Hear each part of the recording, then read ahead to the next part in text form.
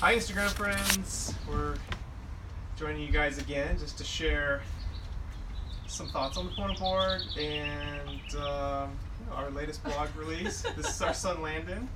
He is not in preschool today. Come here, Landon. Sit right here, okay? We're talking to the phone over there, to all our friends.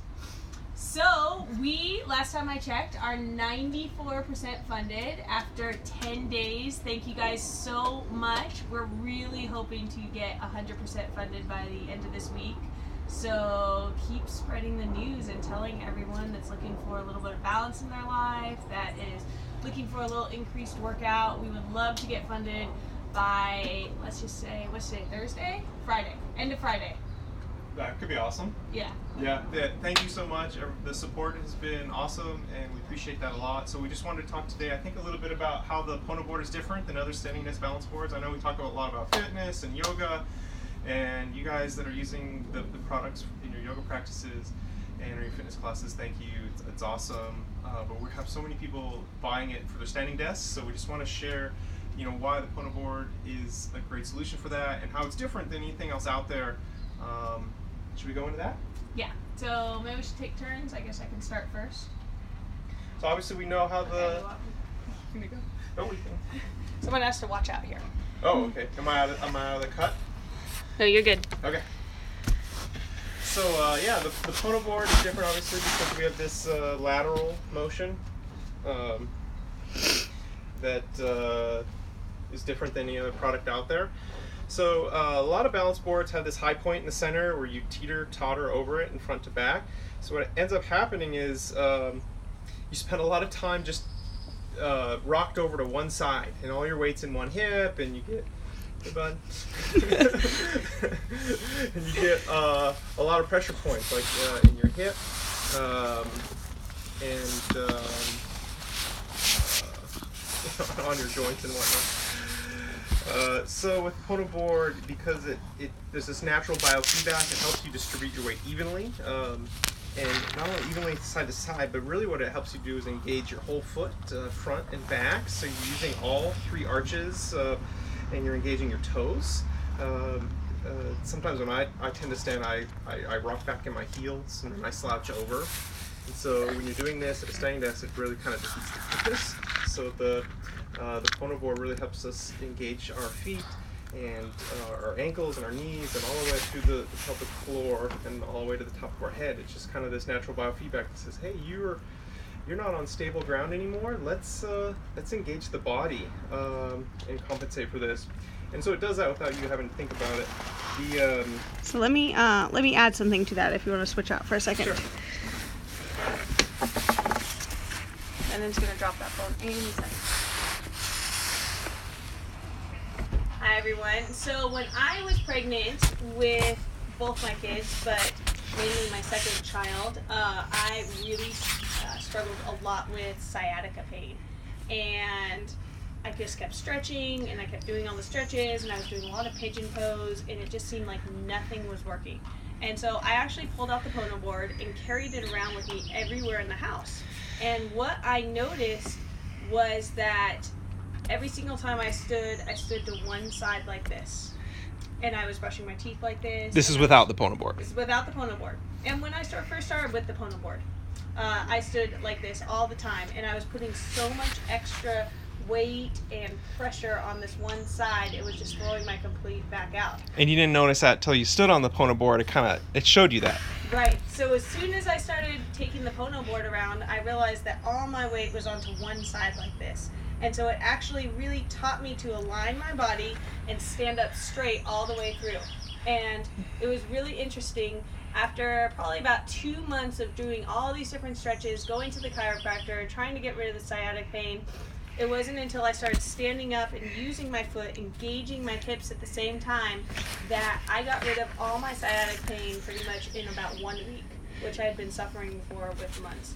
So this board, like Jeff was saying too, is unlike the high point center. And what you'll see is a lot of people on those high point centers will start to, balance, and then once they get distracted, they'll just kind of shift their weight to one side to keep the board balanced. Whereas this one kind of already keeps you balanced and really forces you to engage yourself upright the whole time, so that you're not rocking back on your heels, you're not rocking up on your toes, and you're not rocking to one side, because that's where I really had a lot of trouble on this left side, rocking that direction. It guides you to the center. It does guide you to the center. And that's kind of what Pono means, right? To be centered, balanced, or righteous. Yes. So that is one of our favorite things that we created as this board. It does not have a high point in the center, and we did that for a reason. It puts everything on the horizontal plane with this jiggle, so that your body is still engaged, but it's still improving that posture and balance through there. Show them what it's like when you rock back in your heels and how that feels when you do that on your typical balance board, like a teeter-totter board, and you kind of start to overextend your Achilles. So you might want to explain that. Sure. That's what you're asking. Okay. So we're doing a lot of comparison today between the Pono board and your typical balance board, which again is, we call it the high center. So it's like the board that would have a high point in the center that the board rocks or teeter-totters over. Hold on one second. We have a quick question here. A lot of people have said hello. Hello, Kelly from Lovely Day Vintage. Kat Maxwell, our favorite niece ever. Oh, yeah. Even though we love our other nieces too. We just say that because you're the only one that tuned in right now. Some of the other people, Aaron Maynos wants to know if there's smooth and rough surfaces on the board. Yeah, so exactly. Great question. Thank you, Aaron. So right now both these boards are the smooth surface boards, and I can pull out our clear sand grip surface to show everyone. I know we've been getting a lot of questions about that. That's a brand new product for us, along with the darker carbon deck. But yeah, so we can pull that out in a minute too. So we're talking about how your typical balance board, because it rocks and it doesn't have this horizontal plane isolation, a lot of times you end up rocking back in your heels. So I naturally do that when I'm just standing. I don't engage my whole foot. I kind of rock back. So that's really easy to do on the typical saying desk balance board. It's just kind of rock your weight into your heels and then just kind of lock out right there. So you can see it's kind of hard to do on the Pono board because it has this kind of biofeedback where it's like, hey, we need to engage the whole foot and center yourself on the board. So that's another one of the advantages of the Pono board. Another great thing about the Pono board is our balls are soft, as you can see, so they kind of squish and move around. They are not a hard piece. So these balls and these boards can be used pretty much on any surface, carpet, hardwood, and it's not going to wreck your floor. Where some of those ones with the high point in the center will scratch your hardwood floor, or you'll need an additional mat for that. Yeah, you can even use the Pono board in the grass or outdoor. I know that the bass girl, she's been doing a lot of outdoor fitness with her Pono board. We have a new video coming up with the bass girl we're really excited to see. She was up in the Santa Cruz Mountains filming that. Yeah, absolutely. Yep, so the balls on the Pono board are just PVC. They are BPA free. They're free of harmful phthalates. They don't have a yucky smell. Do they have a weight limit? Yeah, so the Pono board 2.0, which is what we're using here, the weight limit is 350 pounds. Previous Pono board original or 1.0, we didn't really have a name for that when we launched it. It was just Pono board, and then so this is Pono board 2.0. So the original was 250, and the increased ball size. So the biggest difference is the balls are bigger, which gives us more movement. So the increased ball size gives us a higher weight capacity. I also want to say that the Pono board is totally adjustable. The balls are inflated just like a like a basketball or a football. So if you deflate the balls, it becomes more stable. So the Pono board 2.0 is kind of like the best of both worlds as far as which board out there is the original or the 2.0. Just by deflating these balls, you can get a very stable, secure footing that hardly has any movement. And so it's really up to you. If you can really pump them up and this board will really start moving. And I think this one's moving a lot more than this guy over here. And I don't know if you can kind of see that on the video. You can definitely feel it. And I think it's more of a feeling kind of thing. All Pono boards come with a pump, so you can really just kind of play around with it. Or producing a guide, and you just essentially count the number of pumps in each ball, and that way you get them accurate for each side. Should I grab a sand deck? Yeah, you can grab a sand deck real quick, and let's see, we talked about, oh, the other thing about the Pono board is we really designed this to kind of accompany you in all different places of life. So as we've already talked about it before, you could use this as a standing desk, you could use this at fitness, you could use this, Landon, watch out, here comes my son again. You could use this brushing your teeth like I did when I was having my sciatic problems. Here comes a grip deck. Can you see that on camera at all? Bring it up a little bit more. Yep, there you go. Down a little bit more. See, there's the grip right there. So you can actually see that this surface is a lot more rough. It's really great for working out. So if you get sweaty at all, or if you're feeling like you're slipping, what's it feel like, Landon? It's like you stand on the Pono board.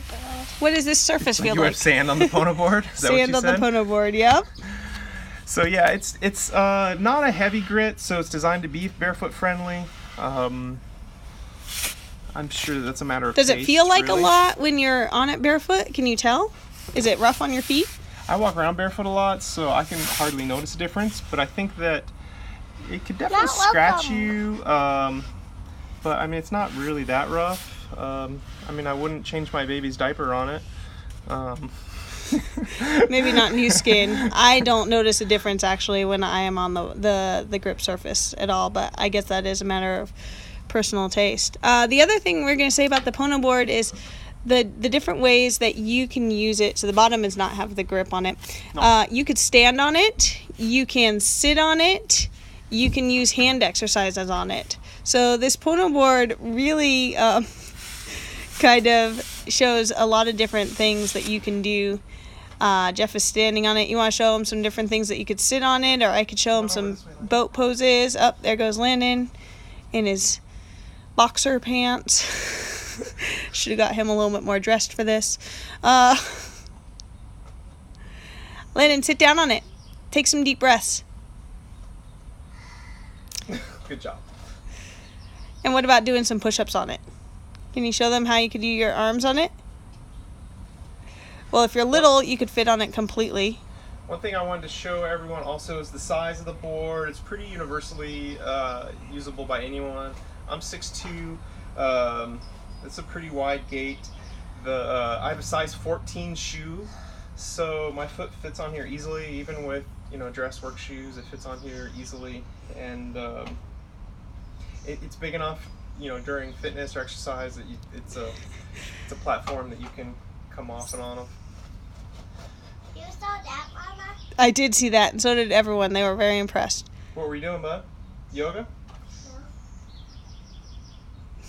Good job. We also have some other announcements. We're getting a second round of prototypes of these balls that have just been sent off to our supplier, and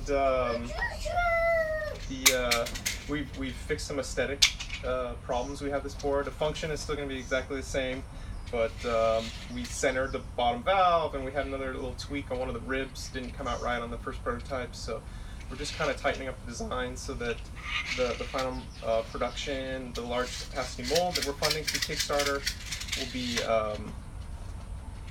perfect. It's seamless. And we got a couple more people that just joined again, so maybe just briefly kind of go over why the Pono board is a little bit different from the high center balance boards.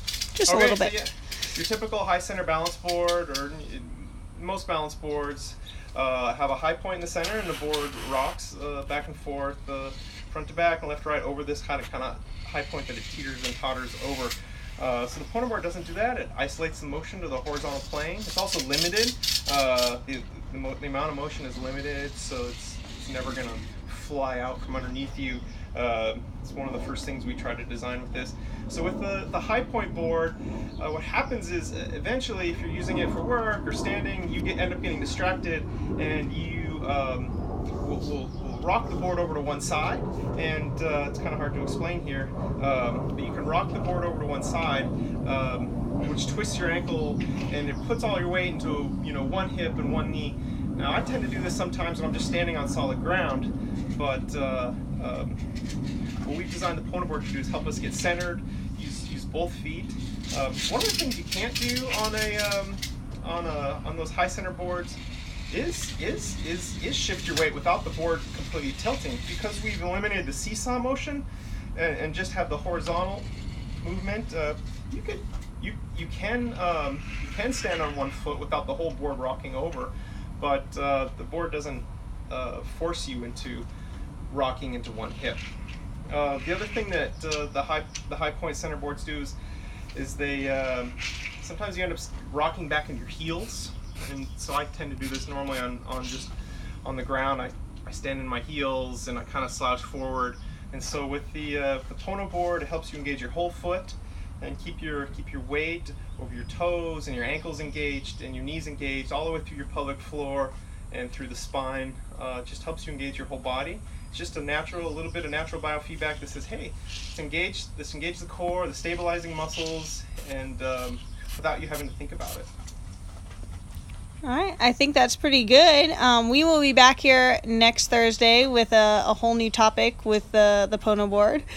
And we are so excited that we are 94% funded, maybe even more since I last checked. So thanks, everyone. Keep spreading the love for this. We're hoping to get 100% funded by Friday. We still have more time beyond that, but that's kind of our personal goal. So if you guys can kind of continue to spread the love, we would love that.